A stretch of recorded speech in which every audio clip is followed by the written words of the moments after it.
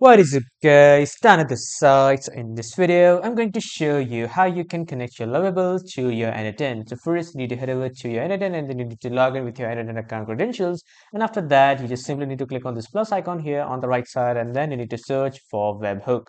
After searching for webhook, you just simply need to click on webhook and then you need to change the HTTP method to post. And after changing it, simply click on this listen for test event. And after clicking on that, you just simply need to copy this link. And after copying that link, you just need to head over to your Lovable and then you need to give Lovable the command, for example, to create a contact us form to submit the details. And after that, just simply paste that particular URL and then give the command to Lovable to send the data to this particular URL.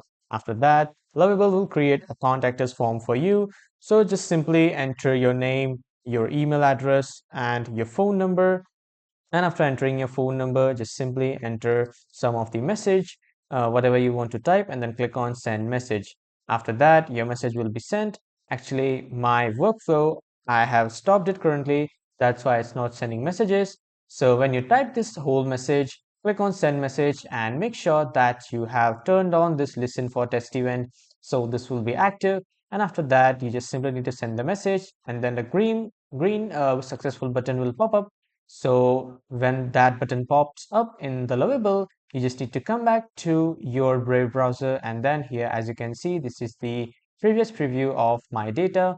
So the data has been submitted here. So this is how you can connect your Lovable to your N8N. That was all for this video, everyone. Thank you for watching.